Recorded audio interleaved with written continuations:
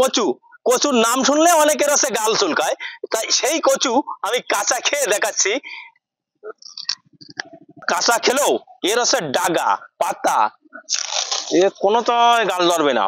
কচুর নাম শুনলেই অনেকের হাত ও গাল চুলকাতে শুরু করে, অথচ সেই কচু দিব্যি কাঁচা চিবিয়ে খাচ্ছেন খুলনার ডুমুরিয়া উপজেলার রংপুর ইউনিয়নের ঘোনা মাদারডাঙ্গার গ্রামের কৃষক নিউটন মণ্ডল। এমনই এক আশ্চর্যজনক কচু চাষ করে সবাইকে তাক লাগিয়ে দিয়েছেন তিনি। তার এলাকার সবার মাঝে কচুটি সাড়া ফেলেছে, তার দেখাদেখি অনেকেই শুরু করেছেন এই চাষ।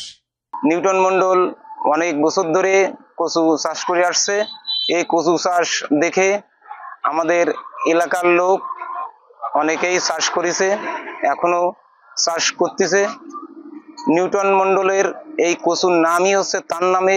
এর জন্য আমরা গর্বিত যে আমাদের ঘোনা মাদারডাঙ্গা গ্রাম থেকে নিউটন কচু বিভিন্ন জেলায় চারা পৌঁছে দিয়ে বা নিউটন কচু চাষ করে দেশের সুনাম বয়ে আনছে। এজন্য আমরা এলাকাবাসীর পক্ষ থেকে গর্বিত। কচু চাষ করে ভাগ্য বদল হয়েছে নিউটন মণ্ডলের, দূর হয়েছে তার দারিদ্রতা।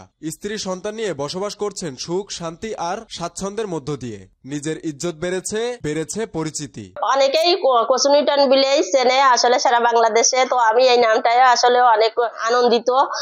তো আমরা কচু চাষ করে স্বাবলম্বী হয়েছি। আসলে এই কচু চাষ করার পরে এক ভাইয়ের সঙ্গে আমাদের আলাপ হয়। তিনি বললেন যে শুকনো কচুর ডাঁট আমাকে দেবে, আমি করিয়ে পাঠাবো।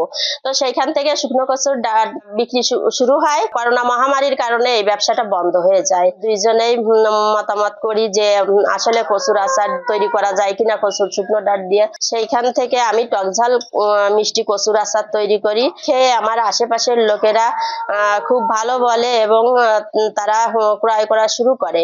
কচুর আচার অনলাইনে বিক্রি করার মাধ্যমে আমার পরিবারের সচ্ছল আর্থিকতার একটা সমস্যা দূর হয়েছে। প্রায় এই 500 কচুর আচার 1000 টাকা করে প্রতি মাসে আমার বিক্রি হয়।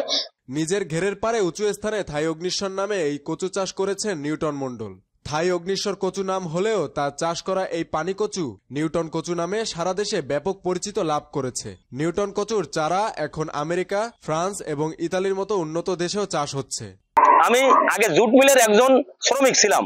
সেই জুট মিলে কাজ করতে করতে আমার শারীরিক শ্বাসকষ্ট বিভিন্ন ধরনের সমস্যা হয়েছিল।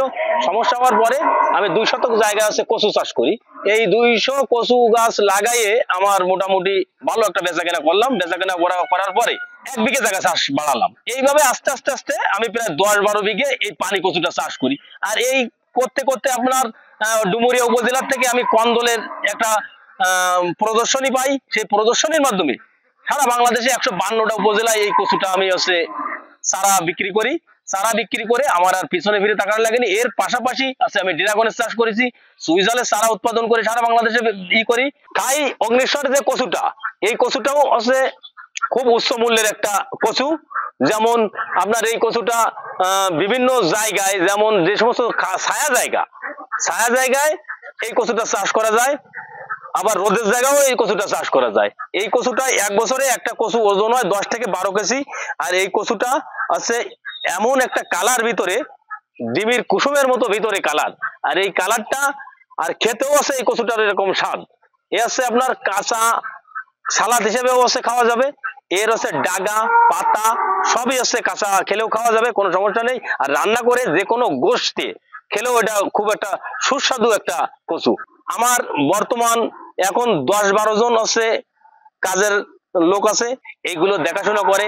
এর পাশাপাশি আমার একটা ছেলে মেয়ে বউ, এদেরও নিয়ে আমি এখন খুব ভালো আছি। আগের থেকে আমি এখন অনেক ভালো আছি এই কচু চাষের মাধ্যমে।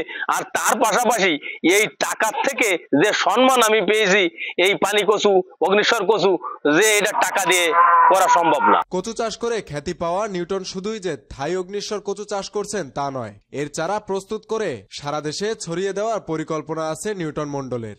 মেহেদী হাসান বাপ্পি, খুলনা গেজেট।